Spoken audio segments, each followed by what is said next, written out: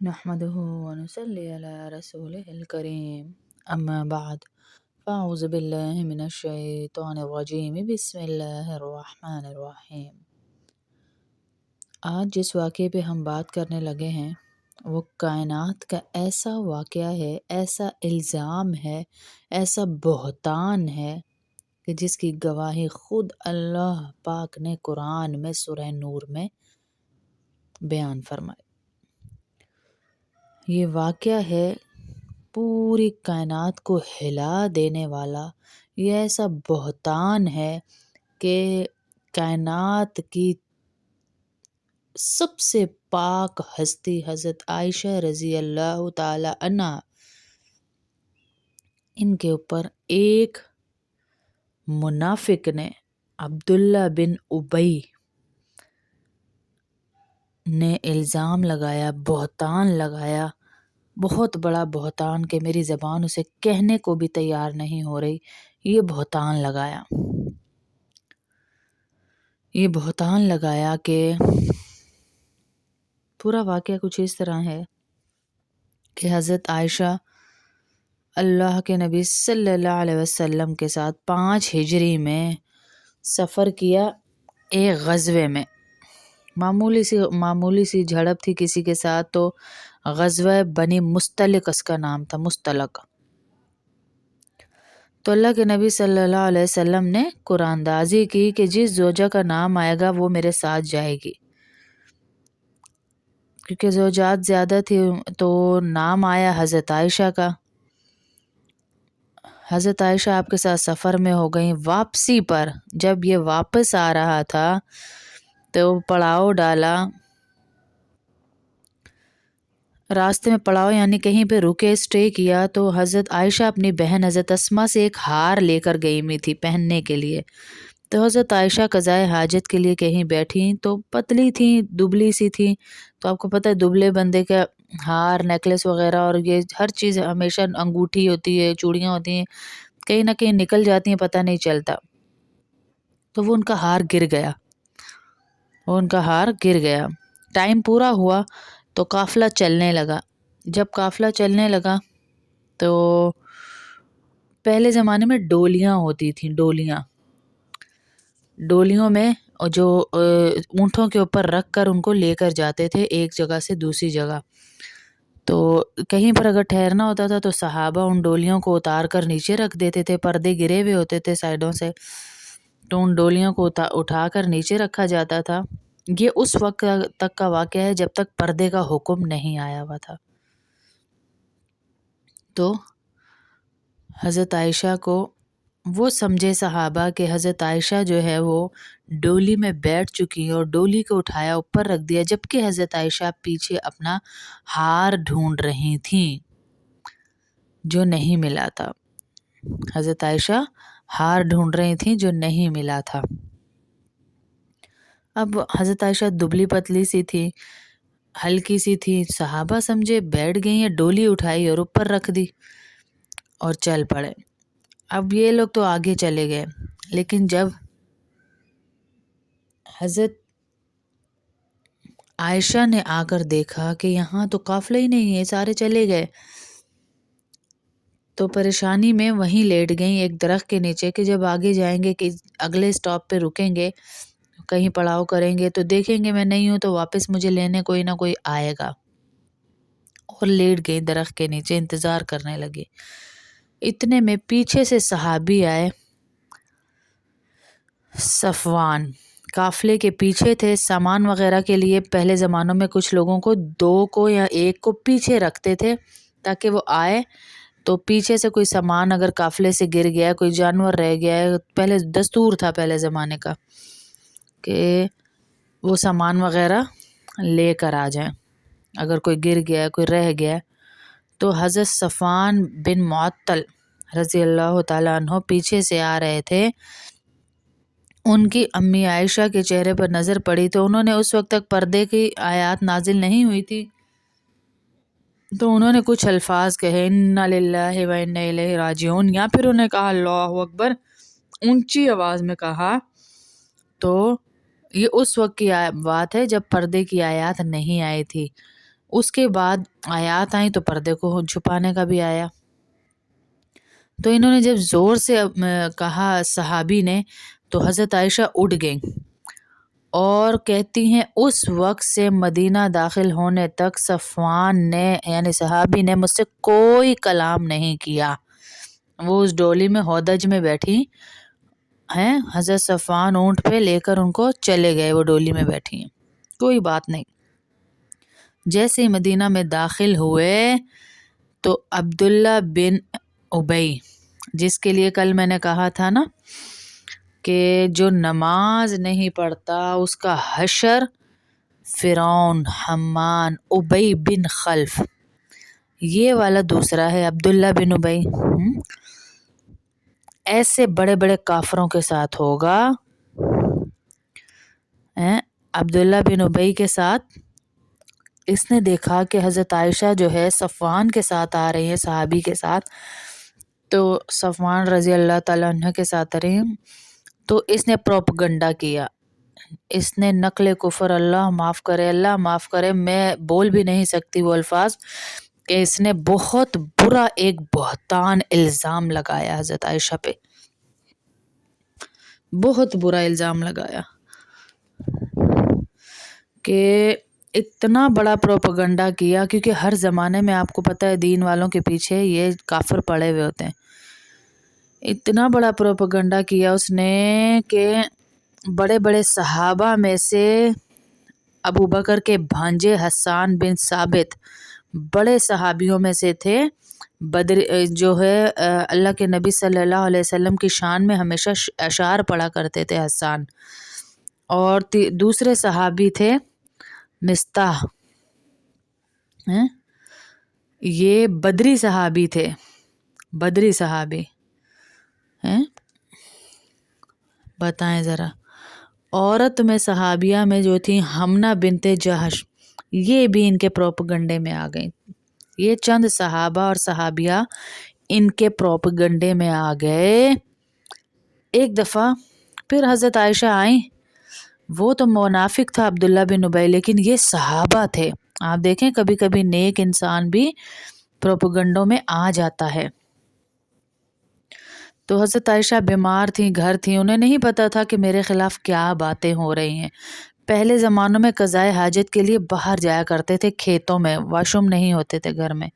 تو حضرت عائشہ جا رہی تھی، حضرت عائشہ کا پاؤں پہ ٹھوکر لگی، جیسے ہم کہتے ہیں نا بسم اللہ کوئی گرنے لگتا ہے، تو وہ مستح کی والدہ تھی ساتھ میں ان کے، حضرت عائشہ کے.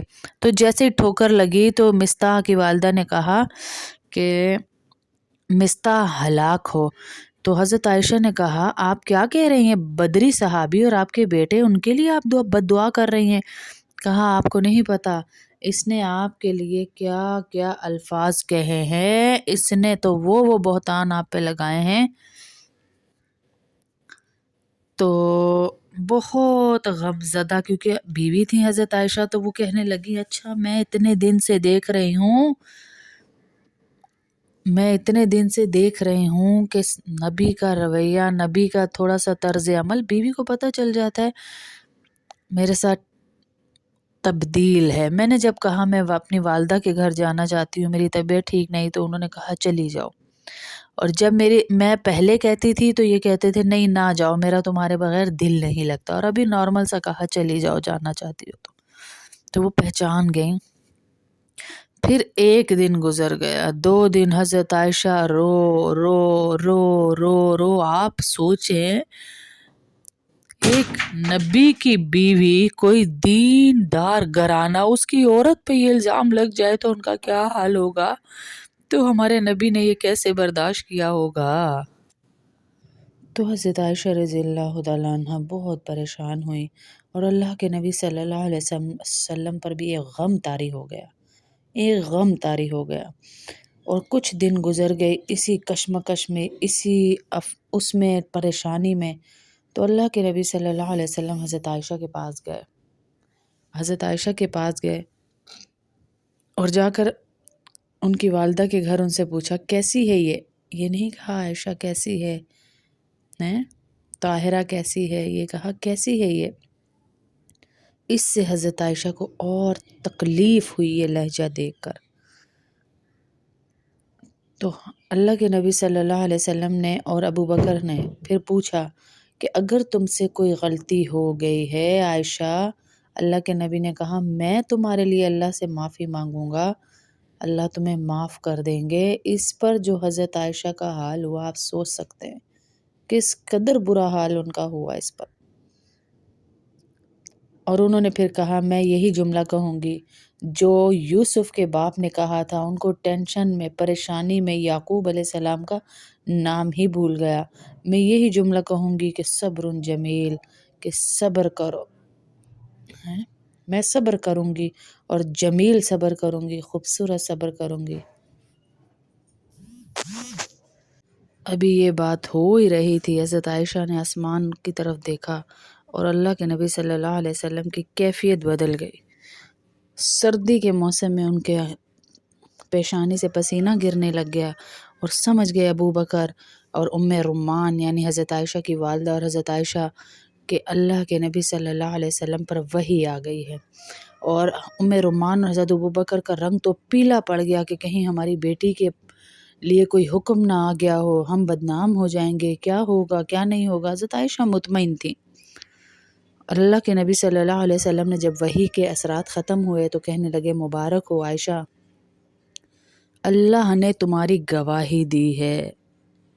اللہ نے ان الذین جاؤوا بالافک عصبۃ منکم لا تحسبوه شرا لکم بل هو خیر لکم لکل امرئ منهم ما اکتسب من الاثم والذی تولی کبرہ منہم لہ عذاب عظیم۔ یہاں سے لے کے 11 نمبر آیت سے لے کے یعنی 2 رکوع میں اللہ پاک نے پوری گواہی دی حضرت عائشہ کی کہ یہ جھوٹا بہتان ہے جو میری عائشہ پر ہماری عائشہ پر لگایا گیا، اس کی کوئی سچائی نہیں، اور تم نے ان سے گواہ کیوں نہیں مانگے، تم نے ان کے اوپر حجت قائم کیوں نہیں کی، اور یہ جو انہوں نے کیا ہے یہ انہی کے لیے نقصان دہ ہے، انہی کے لیے اس میں بہت زیادہ نقصان ہے۔ ان کے لیے نقصان کیوں کہا گیا کہ اول تو بظاہر یہ تکلیف بہت بڑی تکلیف تھی، بظاہر یہ بہت بڑی تکلیف تھی، لیکن انجام کے لحاظ سے اللہ رب العزت کہہ رہے ہیں کہ تمہارے حق میں بہتر ہی ہے۔ اول تو اس لیے کہ اس کے ذریعے وہ لوگ بے نقاب ہو گئے جو نبوت کے خلاف سازشیں کرتے تھے، جیسے عبداللہ بن ابی، اس کا تو اللہ کہہ رہے ہیں برا ہی حال ہوگا۔ دوسرے حضرت عائشہ رضی اللہ تعالی عنہ کا مقام بلند لوگوں پر ظاہر ہوا۔ تیسرے اس واقعے سے مسلمانوں کو جو تکلیف پہنچی اس پر بھی بہت بڑا اجر و ثواب اللہ کی طرف سے دیا جائے گا۔ منافقوں کا سردار عبداللہ بن ابی جس نے یہ ساری سازشیں تیار کی، اللہ کہہ رہے اس کو تو جب یہ میرے پاس آئے گا تو اس کا حال تو میں تمہیں بتاؤں گا۔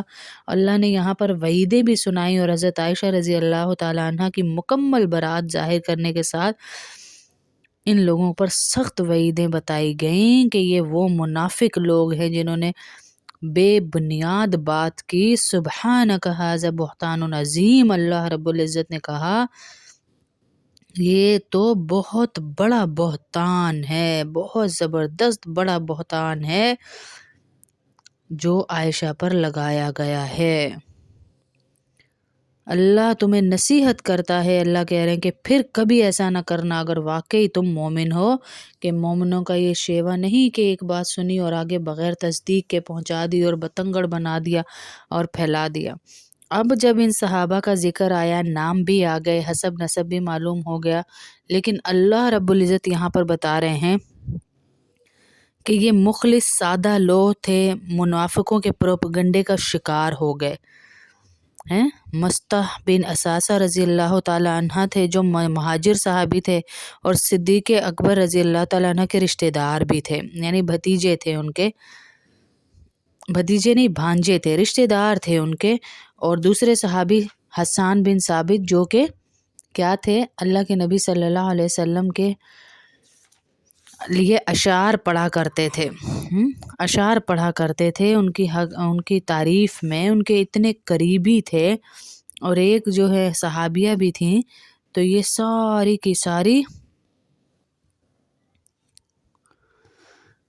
اور پھر اللہ رب العزت کہہ رہے ہیں کہ جب میں یہ کہہ دوں کہ میں نے کسی کو معاف کر دیا، مطلب اس نے میری طرف رجوع کر لیا، توبہ کر لی، ان دو سارے صحابہ نے توبہ کی، اللہ نے رضی اللہ تعالی عنہ کہہ دیا، تو پھر حضرت ابو بکر صدیق ظاہر باپ تھے، ان کا دل بہت ٹوٹا، دل پھٹ گیا کہ میری بیٹی کے بارے میں اس طرح کی بات کی، جبکہ میں تو اس کی معاونت کرتا ہوں، مالی امداد کرتا ہوں۔ انہوں نے دل میں سوچ لیا اب میں مستح کی مالی امداد نہیں کروں گا، اس کی مالی امداد نہیں کروں گا۔ تو اللہ رب العزت نے پھر یہاں پر یہ آیات نازل فرمائیں کہ جب اللہ سے کسی نے معافی مانگ لی اور اللہ نے ان کو معاف کر دیا، تو آپ کو یہ جائز نہیں کہ آپ کسی کی مالی امداد روکیں۔ جب یہ آیتوں کا نزول ہوا تو اس کے بعد حضرت ابو بکر نے توبہ کر لی اور پھر اپنی قسم کا کفارہ دیا اور ان کی مالی امداد جاری کی اور کبھی بند نہیں کی، اور کہا میں کبھی ان کی امداد بند نہیں کروں گا۔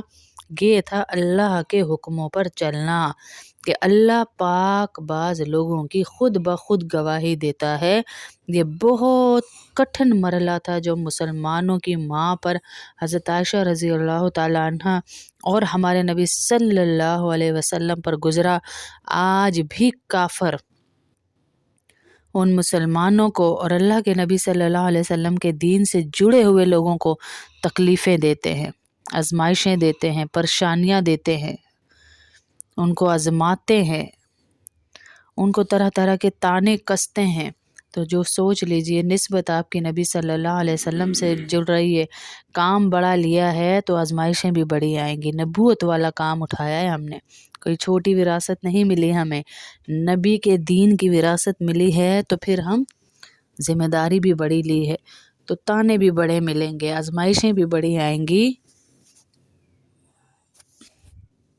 تو اللہ کی طرف سے جو آزمائش آئے اس کو خوش اسلوبی سے پورا کر کے، تسلیم کر کے راضی رہے اللہ سے کہ یا اللہ تو نے مجھے اس کام کے لیے چنا، مجھے ثابت قدم رکھنا۔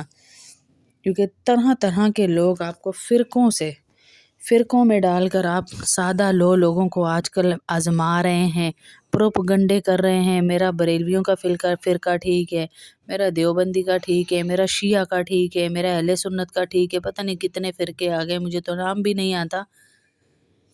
ان سب فرقوں کے پیچھے ہم دیوانے پاگل ہو چکے اور انسانیت ہی بھول چکے، دوسروں کو گالیاں دینے پر اتر آئے ہیں۔ کلمے والے پیج کو تو ہم اٹھا کے چومیں، اور مسلمان جس کے دل میں کلمہ ہے اس کو ہم گالیاں دیں گے تو ہماری محبت ہیں۔ تو ہم اللہ سے مدد مانگ کے چلیں کہ اللہ ہم سے راضی ہو جائے، اللہ ہم سے راضی ہو جائے۔